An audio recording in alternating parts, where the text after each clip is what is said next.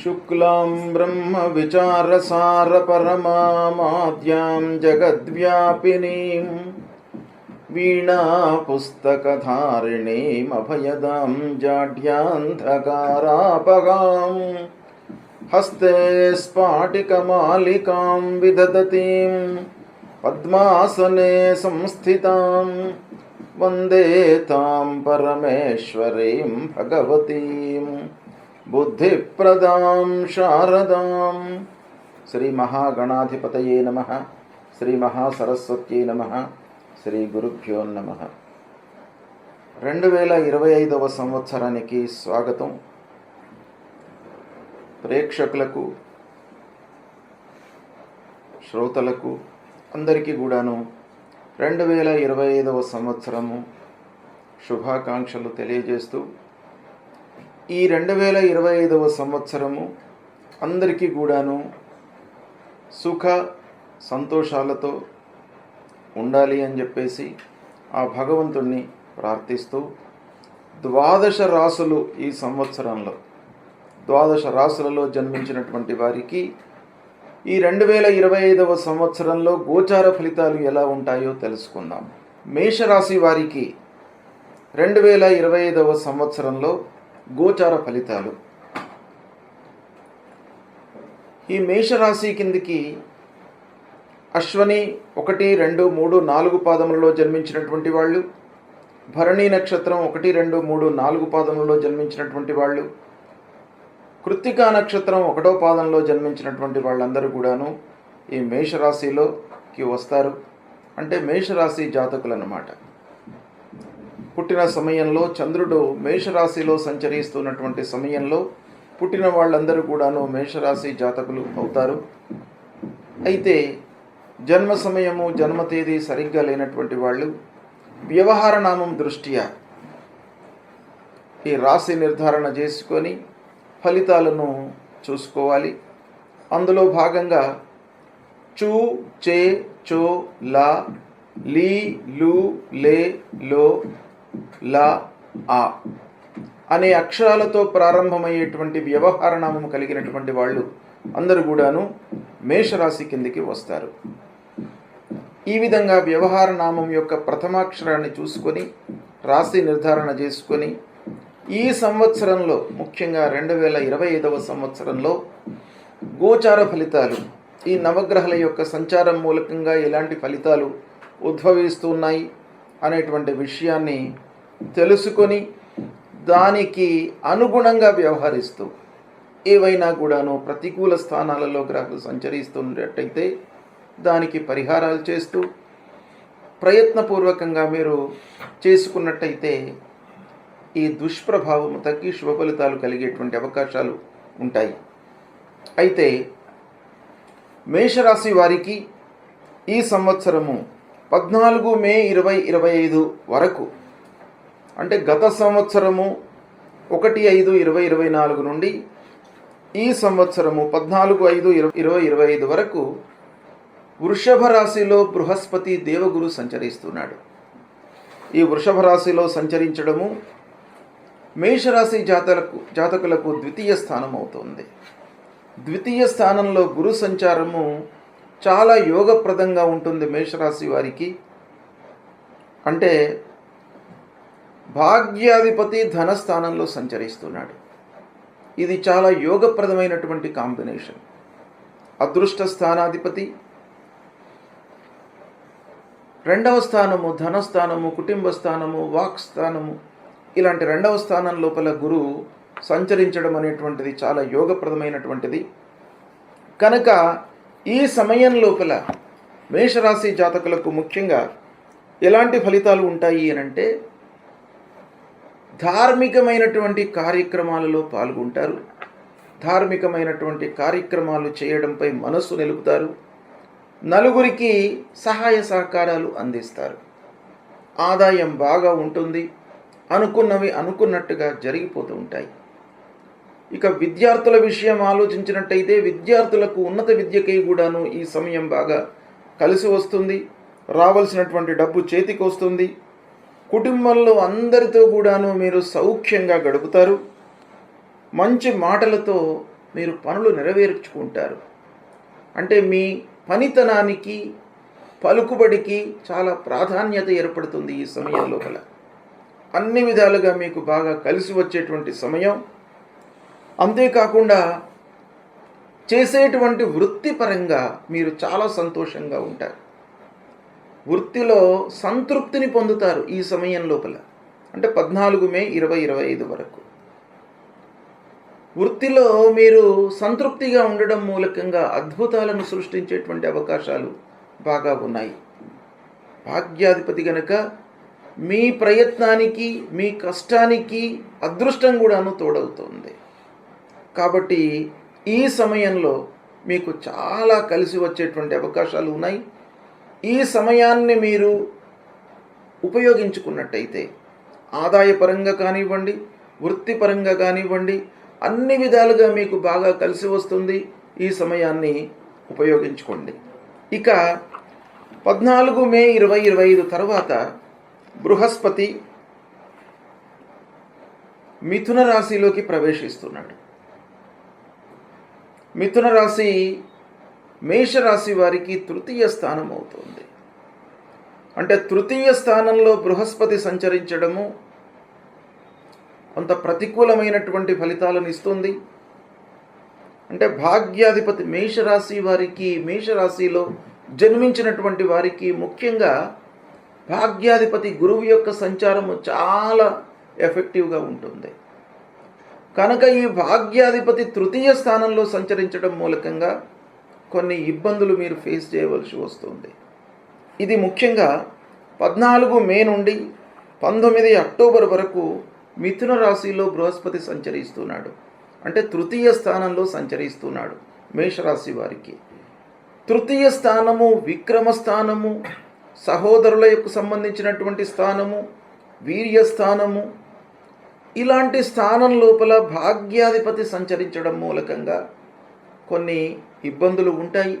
కనుక ముఖ్యంగా మీరు స్నేహితులతో, ఆత్మీయులతో, బంధువులతో సఖ్యత పెంచుకోవడానికై ప్రయత్నాలు చేయాలి. ఈ కాలం లోపల తొందరపడి నిర్ణయాలు తీసుకోకుండా 1కి 4 సార్లు ఆలోచిస్తూ జాగ్రత్తగా మీరు అడుగులు వేయడం అనేటువంటిది ఈ సమయంలో మీకు చాలా అవసరము. ఇక 19 అక్టోబర్ నుండి కర్కాటక రాశిలోకి ప్రవేశిస్తున్నాడు. అంటే 19 అక్టోబర్ 2025 రోజున కర్కాటక రాశిలోకి ఎంటర్ అవుతున్నాడు బృహస్పతి. అక్కడి నుండి 5 డిసెంబర్ 2025 వరకు కర్కాటక రాశిలో సంచరిస్తున్నాడు. అంటే కర్కాటక రాశిలో సంచరించడము చతుర్థ స్థానం అవుతుంది మేషరాశి వారికి. ఈ చతుర్థ స్థానం కూడాను కొంత ప్రతికూలమైనటువంటి ఫలితాలను ఇస్తుంది. ముఖ్యంగా అసౌకర్యాన్ని మనకు క్రియేట్ చేస్తాడు ఈ సమయం లోపల బృహస్పతి. అంటే మనం ఎంత కష్టపడినప్పటికీ అసంతృప్తి అనేటువంటిది మిగిలిపోయి ఉంటుంది. కనుక దగ్గరి వాళ్లతో మనం కొంచెం జాగ్రత్తగా ఉండాలి. అనవసరమైనటువంటి మాటలు మాట్లాడకుండా ఎంతవరకు అవసరమో అంతవరకే మాట్లాడుతూ మనం ముందుకు వెళ్ళాలి. మాతృస్థానం కూడాను కనుక కుటుంబంలో ఉన్నటువంటి పెద్దవారితో మీరు సఖ్యతతో ఉండడానికై ప్రయత్నాలు చేయాలి. ఈ సమయంలో అంటే 19 అక్టోబర్ 2025 నుండి 5 డిసెంబర్ 2025 వరకు చతుర్థ స్థానంలో బృహస్పతి ప్రతికూలంగా సంచరిస్తున్నాడు. ఇక దాని తర్వాత మళ్ళీ 5 డిసెంబర్ నుండి 1 జూన్ 2026 వరకు కూడాను వక్రరీత్యా మిథున రాశిలో సంచరిస్తున్నాడు.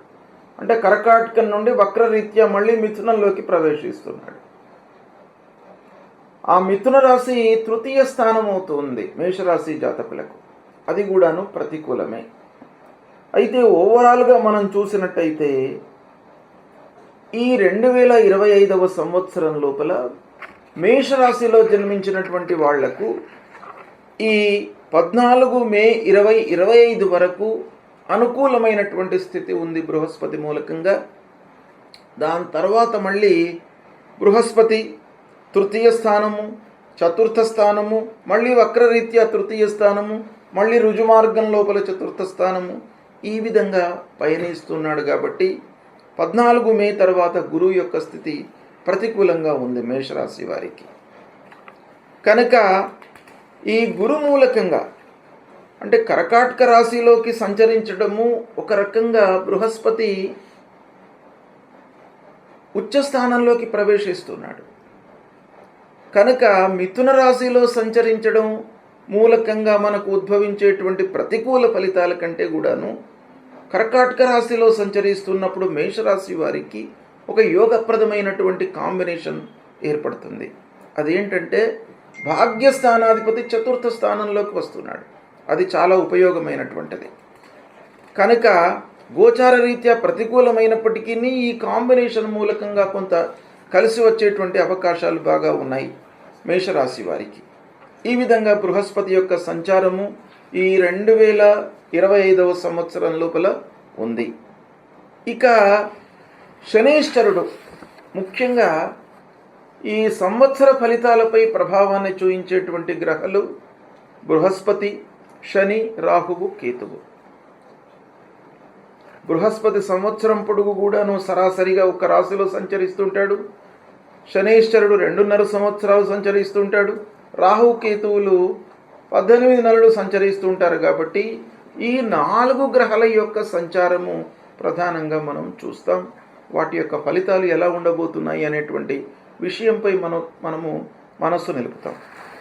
ఇక ఈ సంవత్సరము 29 మార్చి 2025 వరకు శనైశ్వరుడు మేషరాశి వారికి ఏకాదశ స్థానంలో సంచరిస్తున్నాడు. ఏకాదశ స్థానంలో శని సంచారము చాలా యోగప్రదంగా ఉంటుంది. మేషరాశి జాతకులకు ముఖ్యంగా 11వ స్థానంలో అంటే 29 మార్చి వరకు దశమాధిపతి ఏకాదశ స్థానంలో ఉండడం మూలకంగా వృత్తిపరంగా బాగా కలిసి వస్తుంది. వృత్తి లోపల మీకు ఔన్నత్యం లభిస్తుంది. అంటే పదోన్నతి లభించేటువంటి అవకాశాలు ఉంటాయి. వృత్తిపరంగా మీకు ఆదాయం పెరుగుతుంది. ప్రాపర్టీస్ కొనడం కానివ్వండి, ఇన్వెస్ట్మెంట్ చేయడం కానివ్వండి, ఇవన్నీ కూడాను ఏకాదశ స్థానంలో శని సంచరిస్తున్నటువంటి సమయం లోపల మీకు బాగా కలిసి వస్తుంది. ఇక దాని తరువాత మళ్ళీ 29 మార్చి నుండి 3 జూన్ 2027 వరకు అంటే 29 మార్చి నుండి దాదాపు 2.5 సంవత్సరాల వరకు శని మీనరాశిలోకి ప్రవేశించి సంచరిస్తున్నాడు. అంటే మేషరాశి వారికి 29 మార్చి 2025 నుండి ఏలినాటి శని ప్రారంభమవుతుంది.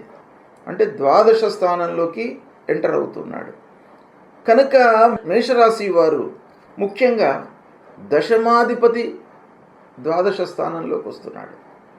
అంటే వృత్తిరీత్యా డబ్బు వస్తుంది, కాదంటే కొంత మిస్యూజ్ అయ్యేటువంటి అవకాశాలు ఉంటాయి. ద్వాదశంలోకి శని ఎంటర్ కాగానే మనకు కొన్ని ఇబ్బందులు, ఖర్చులు, అనవసరమైనటువంటి ఖర్చులు ముందుకు రావడము, మనం ఊహించినటువంటి ఖర్చులు ముందుకు రావడం మూలకంగా మనం ప్రణాళికాయుతంగా ఏవైతే ఖర్చు చేయాలి, ఇన్వెస్ట్మెంట్ చేయాలి అనేటువంటి ప్లాన్లో ఉంటామో అవన్నీ కూడాను కొంత నిర్వీర్యమయ్యేటువంటి అవకాశాలు ఉంటాయి. కనుక మేషరాశి వారు 29 మార్చి తరువాత ద్వాదశంలోకి ఎంటర్ అవుతున్నాడు కనుక కొంత జాగ్రత్తగా ఫైనాన్షియల్ ప్లానింగ్ చేసుకోవాలి, ప్రణాళికాయుతంగా ముందుకు వెళ్ళాలి. డబ్బు రావడం అనేది వస్తుంది. కర్మ స్థానాధిపతి, రాజ్యాధిపతి కాబట్టి శనైశ్వరుడు మేషరాశి వారికి వృత్తిపరంగా డబ్బులు ఇస్తాడు, ఆదాయం ఉంటుంది. కానీ దాన్ని పొదుపు చేసుకోవడము, ఇన్వెస్ట్మెంట్ చేయడం పైన కొన్ని ఇబ్బందులు శని మూలకంగా కలిగే అవకాశాలు ఉన్నాయి. కాబట్టి మేషరాశి వారు ఈ సమయం లోపల కొన్ని జాగ్రత్తలు తీసుకోవాలి. ఇక 18 మే 2025 వరకు రాహువు మీనరాశిలో సంచరిస్తున్నాడు. ఈ మీనరాశిలో సంచరించడం మూలకంగా మీనరాశిలో సంచరించడము ద్వాదశ స్థానం అవుతుంది మేషరాశి జాతకులకు. అంటే రాహువు ద్వాదశ స్థానంలో ఆల్రెడీ ఉన్నాడు. గత సంవత్సరం నుండే 29 నవంబర్ 2023 నుండి 18, 5, 20, 25 వరకు కూడాను ద్వాదశ స్థానంలో రాహువు సంచరిస్తున్నాడు. ఇదే సమయంలో కేతువు కన్యా రాశిలో సంచరిస్తున్నాడు, షష్టమ స్థానంలో ఉన్నాడు. అంటే రాహువు ప్రతికూలకంగా ఉన్నాడు, షష్టమ స్థానంలో కేతు సంచారం అనుకూలంగా ఉంది. అంటే 18 మే 2025 వరకు రాహు ప్రతికూలంగా ఉన్నాడు. కానీ దానికి కాంబినేషన్ కేతు ఏదైతే ఉందో ఆ కేతు మట్టుకు అనుకూలంగా ఉన్నాడు, షష్టమ స్థానంలో సంచరిస్తున్నాడు. ఇక దాని తర్వాత మళ్ళీ 18 మే 2025 తర్వాత రాహువు కుంభరాశిలోకి ప్రవేశిస్తున్నాడు. మీనం నుండి కుంభానికి వస్తాడు రాహువు. రాహువు ఎప్పుడు కూడాను వక్రంలో సంచరిస్తూ ఉంటాడు. కాబట్టి మీనరాశి నుండి కుంభరాశిలోకి ప్రవేశిస్తున్నాడు.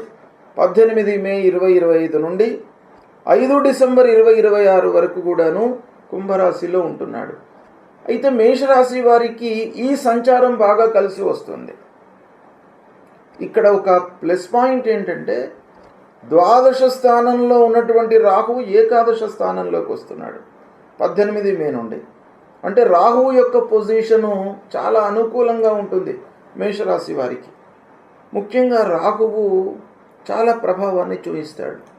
మనిషికి సంతృప్తి, చేసేటువంటి కార్యాలపై మనస్సు నిలపడము, స్థిరత్వము, వ్యసనాలు లేకుండా ఉండడము, ఇలాంటి వాటిపై రాహు యొక్క ప్రభావం బాగా ఉంటుంది. కాబట్టి రాహువు మంచి స్థానంలో సంచరించడం అనేటువంటిది చాలా అనుకూలమైనటువంటి సంచారము.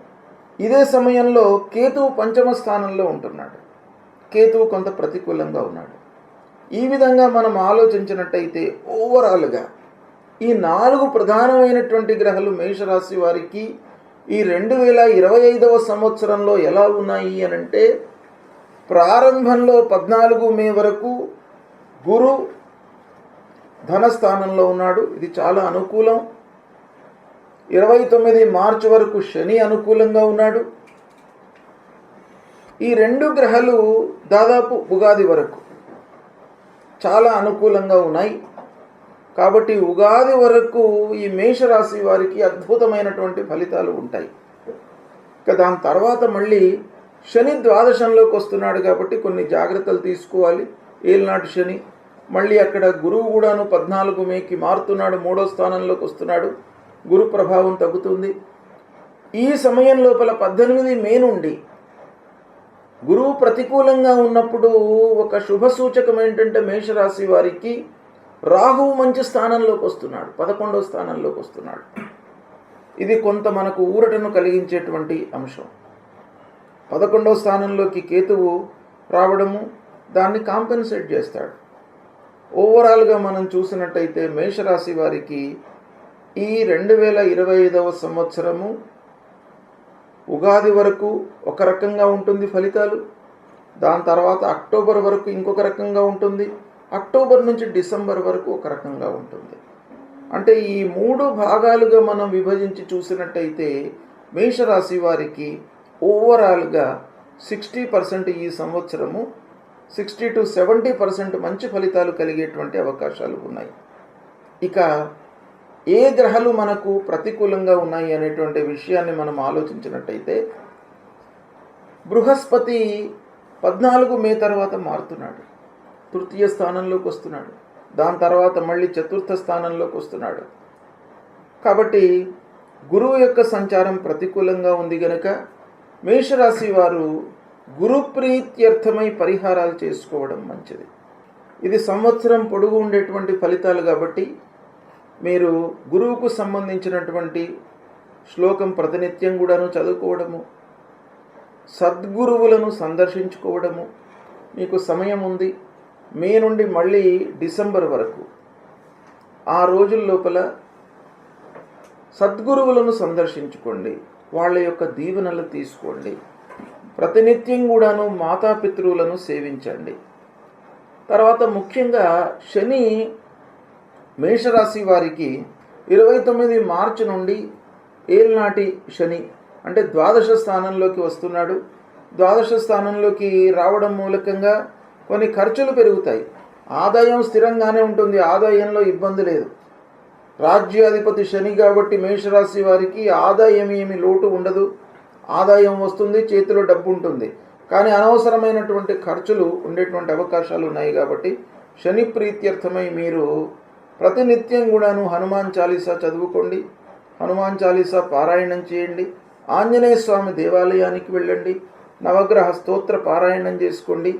నవగ్రహ దేవాలయానికి కూడాను వెళ్ళి ప్రతినిత్యం కూడాను మీరు దర్శనం చేసుకొని, అక్కడ పశ్చిమ దిశ లోపల నవగ్రహం లోపల శనీశ్వరుడు ఉంటాడు. కాబట్టి ఆ శనికి ప్రీత్యర్థమై నువ్వులు తైలాభిషేకం చేసి ఆంజనేయ స్వామిని దర్శించుకోండి. ఇక 18 మే వరకు రాహు ప్రతికూలంగా ఉన్నాడు గనక రాహు ప్రీత్యర్థమై అమ్మవారి దేవాలయానికి వెళ్ళండి, అమ్మవారి స్తోత్రాన్ని పారాయణం చేసుకోండి. ఈ విధంగా మీరు చేసుకున్నట్టయితే మేషరాశి వారికి గురు శని ప్రభావము అంతగా ఉండదు. మంచి స్థానాలలో సంచరిస్తున్నప్పుడు ఎలాగూ మీకు మంచి ఫలితాలు ఇస్తాడు. ప్రతికూలమైనటువంటి స్థానాలలో సంచరిస్తున్నటువంటి సమయంలో మీరు పరిహారం చేయడం మూలకంగా, తర్వాత ఈ యోగము ఏదైతే ఉందో, గురువు భాగ్యాధిపతి శుభప్రదంగా ఉంటాడు. అలాంటి భాగ్యాధిపతి తృతీయ స్థానంలో సంచరిస్తున్నప్పుడు కొంత ఇబ్బంది క్రియేట్ చేసినప్పటికీ మళ్ళీ చతుర్థ స్థానంలోకి ఎంటర్ అయిన తర్వాత మళ్ళీ యోగకారకమైనటువంటి ఫలితాలు ఇస్తాడు. కనుక బృహస్పతి మేషరాశి వారికి పెద్ద ప్రతికూలత ఎక్కువగా ఉండదు. అదేవిధంగా శనేశ్వరుడు కూడాను రాజ్యాధిపతి కాబట్టి ఎక్కువ మిమ్మల్ని ఇబ్బంది పెట్టడు. అయినప్పటికీ మీరు పరిహారాలు చేసుకోండి, శుభ ఫలితాలు కలుగుతాయి. శుభప్రదమైనటువంటి విషయాలపై మంచి పనులు మీరు చేస్తుండండి. ధార్మిక కార్యక్రమాలపై మనస్సు నిలపండి. అన్ని రకాలుగా మీకు ఆ భగవంతుడి యొక్క అనుగ్రహం ఉంటుంది. ఈ 2025వ సంవత్సరము మీకు శుభ ఫలితాలు కలుగుతాయి. శుభం.